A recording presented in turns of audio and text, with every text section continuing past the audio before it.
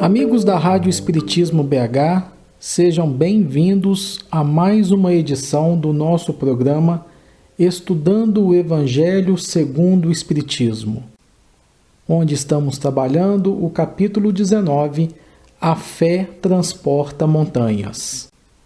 Allan Kardec, o codificador da doutrina espírita, nos ensinou que fé inabalável é somente aquela que pode encarar a razão face a face em todas as épocas da humanidade. Bem, podemos dizer que a fé é a confiança absoluta em alguém ou em algo. Mas como o Espiritismo ensina fé raciocinada, precisamos entender também o conceito do que é raciocínio. Raciocínio é o exercício da razão, através do qual se procura alcançar o entendimento de atos e fatos. É através do raciocínio que se formulam ideias, se elaboram juízos e se deduz algo a partir de uma ou mais premissas, e daí se tiram conclusões. A doutrina espírita, como fé raciocinada, é aquela que não aceita as imposições, não aceitam os dogmas, simplesmente porque eles são tidos por algumas pessoas como verdadeiros, como absolutos. Não, em hipótese alguma. O Espiritismo pede aos seus adeptos que sempre façam questionamentos, que raciocinem em cima das informações e das experiências que têm feito. Por isso é que dizemos que no Espiritismo a fé é raciocinada, não é aquela fé cega, imposta, mas sim é uma fé onde nós exercitamos a nossa capacidade de pensar, de questionar, de raciocinar. E com isso, sem dúvida alguma, temos uma fé, como diz o codificador, inabalável. E essa fé é capaz de encarar a razão em qualquer época da humanidade, em qualquer situação que se nos apresente. É óbvio que os racionalistas puros certamente hão de estranhar essa posição espírita, uma vez que alguns deles chegam a dizer que a fé e a razão nunca se identificam, que são conceitos totalmente incompatíveis. Esses chamados racionalistas puros acham, portanto, um total despropósito esse assunto de fé raciocinada, uma vez que para eles a fé é a antítese da razão, pois a fé não admite raciocínio. Esse, aliás, é um posicionamento com o qual o Espiritismo não concorda, em absoluto. Para desenvolvermos a fé raciocinada, é preciso conhecer. E para conhecer, nós precisamos ler, precisamos estudar, precisamos fazer experiências, precisamos observar, meditar, pensar naquilo que estamos lendo, que estamos estudando, tirar conclusões. Não é à toa que o Espírito da Verdade ensinou: Espíritas, amai-vos, eis o primeiro mandamento. Instruir-vos, eis o segundo. Então, cabe a nós, espíritas, desenvolvermos o amor e buscarmos a aquisição do conhecimento, da instrução. A fé, meus amigos, é a força que nasce com a própria alma, nasce com o próprio espírito. É a certeza instintiva da existência de Deus.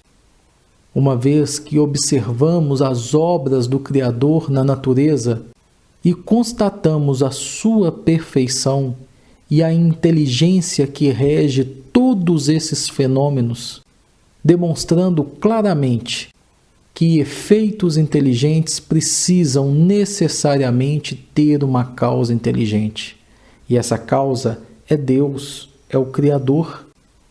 Ter fé é não apenas acreditar, mas ter certeza da providência divina que se manifesta a favor de todos nós. Davi, em seus salmos, já dizia: "O Senhor é o meu pastor, e nada me faltará."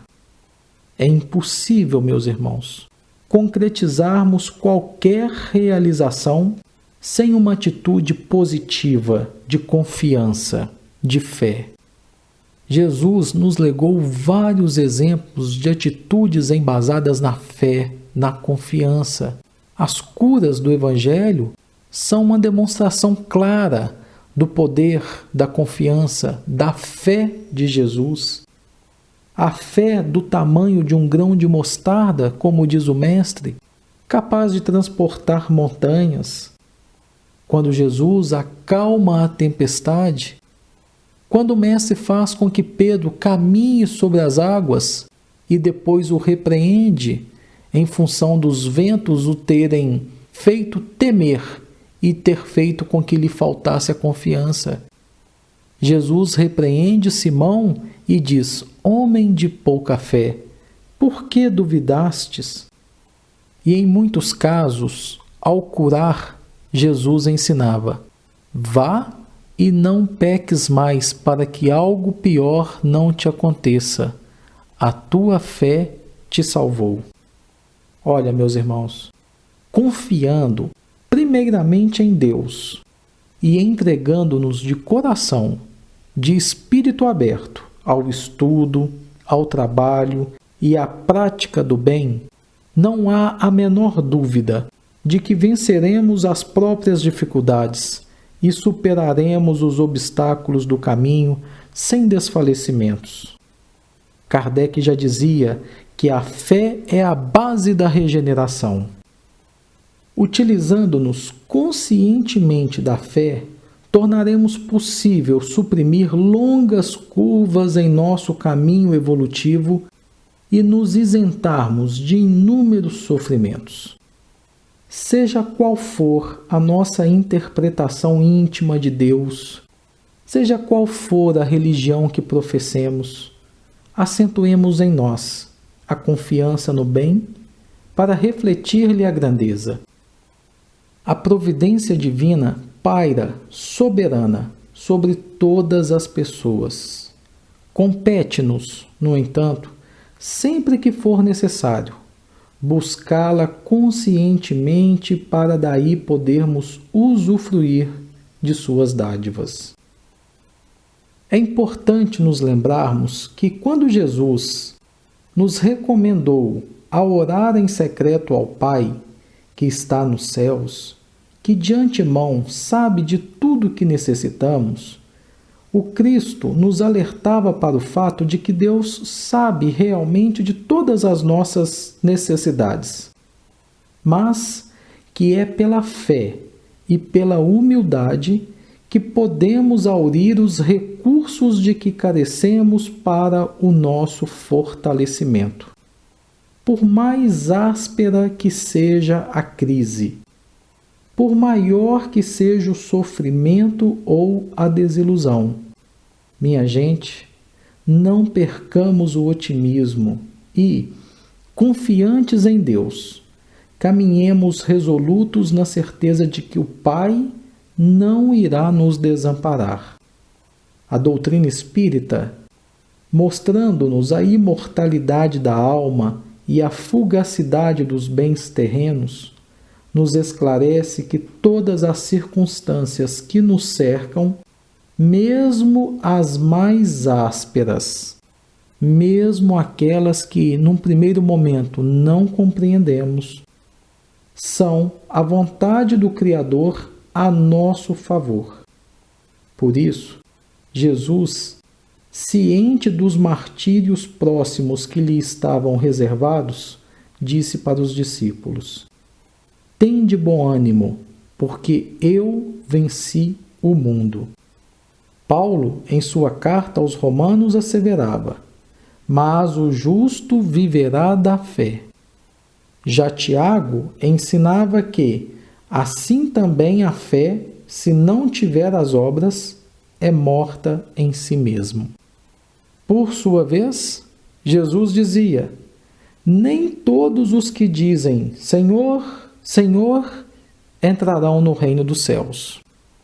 E um espírito protetor, que se identificou pelo nome de José, em uma comunicação dada em Bordeaux no ano de 1862, disse que a fé é a mãe da esperança e da caridade.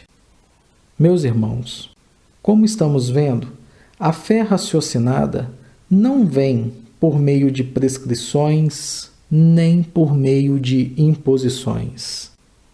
Ela é conquista individual do espírito em sua jornada evolutiva. Ela é construída, é um processo. Não acontece da noite para o dia. Allan Kardec, se referindo ao Espiritismo e à fé raciocinada no Evangelho segundo o Espiritismo, nos diz assim, abre aspas, em vez da fé cega que anula a liberdade de pensar, ele, o Espiritismo, diz: não há fé inabalável senão a que pode encarar face a face a razão em todas as épocas da humanidade. À fé, uma base se faz necessária, e essa base é a inteligência perfeita daquilo em que se tem de crer. Para crer, não basta ver, é preciso, sobretudo, compreender. A fé cega já não é para este século. É precisamente ao dogma da fé cega que se deve o ser hoje tão grande o número de incrédulos, porque ela quer impor-se e exige a abolição de uma das mais preciosas faculdades do homem, o raciocínio e o livre-arbítrio. Fecha aspas. Já na Revista Espírita do ano de 1863, o codificador diz assim, abre aspas, o Espiritismo se dirige aos que não creem ou que duvidam, e não aos que têm fé e a quem essa fé é suficiente. Ele não diz a ninguém que renuncie às suas crenças para adotar as nossas. E nisto é consequente com os princípios de tolerância e de liberdade de consciência que professa. Fecha aspas. E sobre essa questão da fé, é interessante percebermos no livro Obras Póstumas o posicionamento inicial de Allan Kardec quando ele começou os trabalhos de codificação da doutrina espírita. O codificador, ele obviamente, como homem de ciência, não foi acreditando cegamente nas informações que lhe chegavam. Ele foi fazendo as suas observações, as suas análises, os seus estudos, as suas experiências e foi percebendo a qualidade das comunicações que chegavam. E com o tempo, Kardec percebeu, até rapidamente, que nem todos os espíritos possuíam toda a ciência e toda a sabedoria. Isso foi de fundamental importância para o processo de construção do pensamento espírita.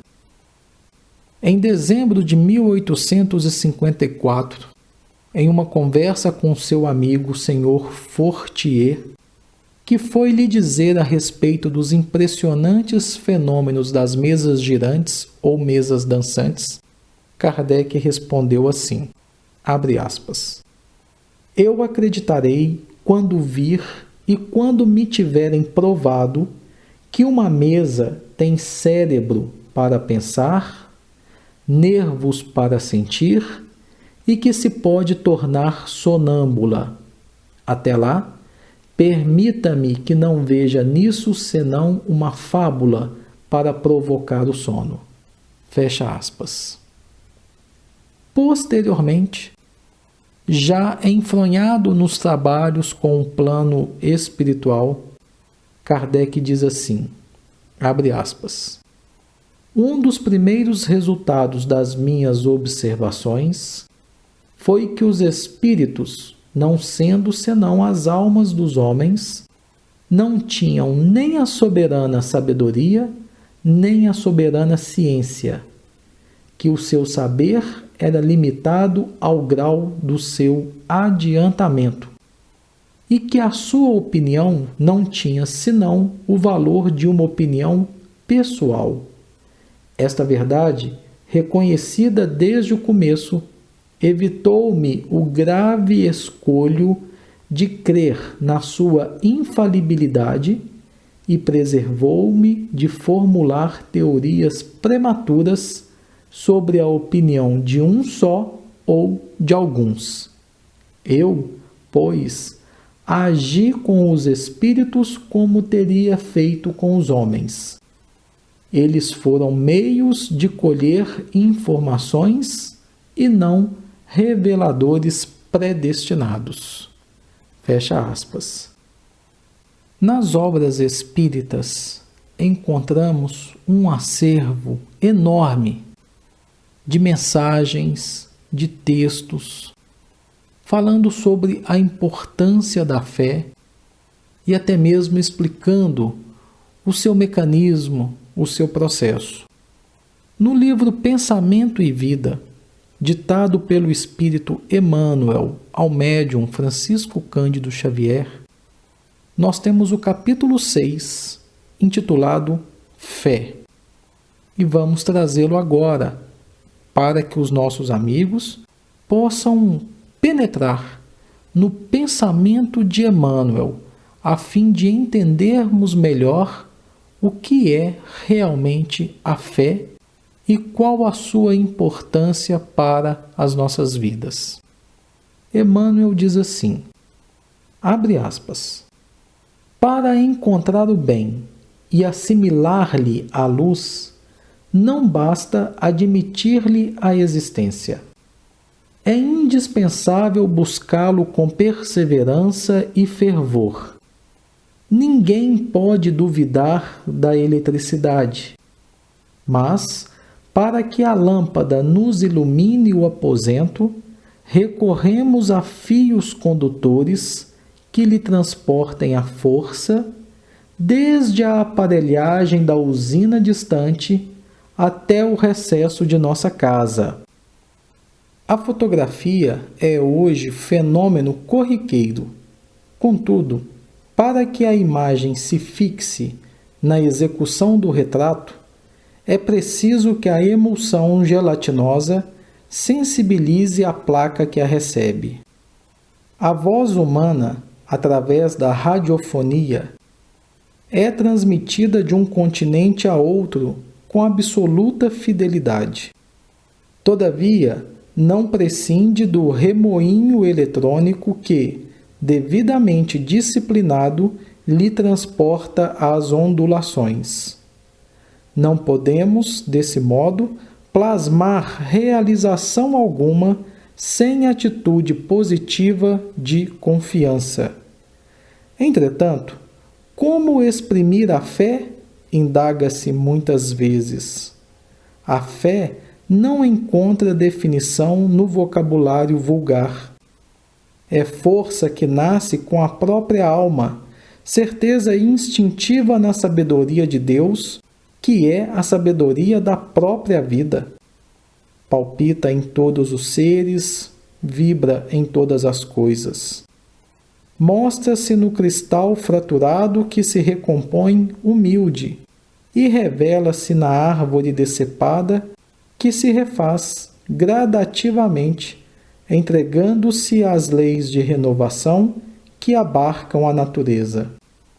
Todas as operações da existência se desenvolvem, de algum modo, sob a energia da fé. Confia o campo no vigor da primavera e cobre-se de flores. Fia-se o rio na realidade da fonte e dela não prescinde para sua caudal larga e profunda. A simples refeição é, para o homem, espontâneo ato de fé. Alimentando-se, confia ele nas vísceras abdominais que não vê. Todo o êxito da experiência social resulta da fé que a comunidade empenhe no respeito às determinações de ordem legal que lhe regem a vida. Utilizando-nos conscientemente de semelhante energia, é-nos possível suprimir longas curvas em nosso caminho de evolução.